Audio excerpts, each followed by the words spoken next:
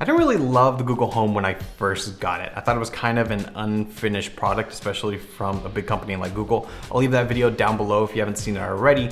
But even still, I decided to switch to it from the Amazon Echo, and I've been using it for over a year now. I have this one, the original Home, I have a Google Home Mini, I had the Max for a while, and now I have this, the Lenovo Smart Display.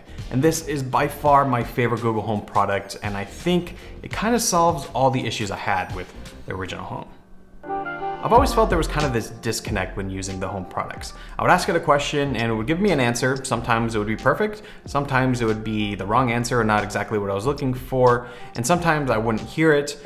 But in those situations, it would lead to frustration because I would ask it something, it would do something in return, and it wasn't what I wanted. And I wasn't really sure what was happening behind the scenes. This isn't necessarily a problem with the Home itself, this is kind of all voice assistants in general, but that's kind of where the Lenovo Smart Display really fixes those issues. This is pretty much a Google Home with a screen built in. It's a pretty simple concept, but I think it takes this product to the next level. I have the 8-inch version here, also comes in a 10-inch, and it's not the cheapest thing in the world, starting at $200, so it's definitely a product you're gonna think about buying, just it's not an impulse buy like a Google Home Mini. It also has a speaker built in that I think sounds about as good as the original Home, which never really sounded that good to begin with. But you know, it gets the job done, you can hear it pretty well, and it plays music pretty fine. Then it has all the other normal things you'd expect, microphones built in to hear your voice, of course, volume control, pretty much all the stuff you're used to with the normal Home. And then we get to the screen. The screen is a touchscreen, so you can swipe around instead of just using your voice, which is nice, but it uses this Google card system. It's very similar to Google Now, which I actually think really works well in the Google Home ecosystem, and it visually gives you a representation of what the Google Home is doing without you having to ask for it. So for instance, your calendar. With the original Google Home, you can ask it what's on your calendar and it will tell you, but here you don't even have to ask. It could just be there and you can see what's coming up. Now it does everything the original Home does, but adds on top of it. So first, you can watch YouTube videos, which I think is pretty great. I have mine here in the kitchen, really comes in handy. I can catch up on some YouTube videos or follow a recipe. Having that screen there definitely adds more than just listening to something on YouTube. And then you also have the ability to make video calls through Duo. It has a 5-megapixel camera built in, does 720p calls, and that's not something that I really use because nobody I know uses Duo, but the fact that it's built in is very nice. And another nice thing is that yes, there is a camera pointing at you all the time, but there is a physical cover, so you can slide it over, and even if someone like hacks in and turns on the camera, it's not gonna see anything. So that is a very nice little touch. So let's get back real quick to why I think this is the ideal form factor for a Google Home type product.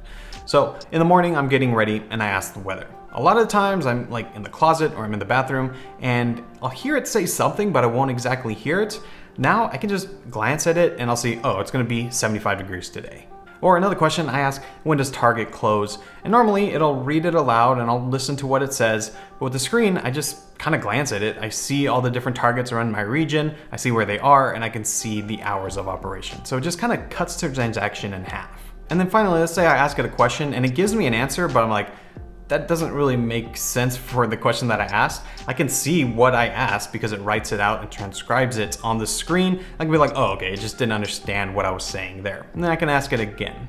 It just adds another layer of convenience on top of what you're already getting with the traditional Google Home, but I think it's a really necessary feature. There's kind of this problem I have with voice assistants right now, and this isn't just for Google Home, this goes for Alexa and Siri and Cortana and pretty much all of them. It's that, yes, they're very good and they're really impressive from considering, especially like a few years ago. They're really good, but they're not perfect. So when you ask it a question and it doesn't do what you wanted it to, we're kind of in this mindset that it should work, but maybe it just isn't supposed to work yet. The technology just isn't there. And that becomes a frustration point. So having all the options available to you to get what you're looking for, so adding a screen to it, I think is a very smart move, and I'm really glad Lenovo made this. But yeah, that is kind of my take on the current situation of Google Home and the Lenovo Smart Display. Do you agree with me? Do you think adding a screen is definitely nice, or do you not care and you think the Google Home is perfect already? Let me know down below in the comments. I hope you enjoyed this video. If you did, be sure to hit that subscribe button so you can see new videos like this every single week. Also, I don't know if you can see it, but this box back here, anyways, we've got cool videos coming up that you don't want to miss, so be sure to hit that subscribe button. I want to thank you all so much for watching. I really appreciate it, and I'll see you in my next video. See ya.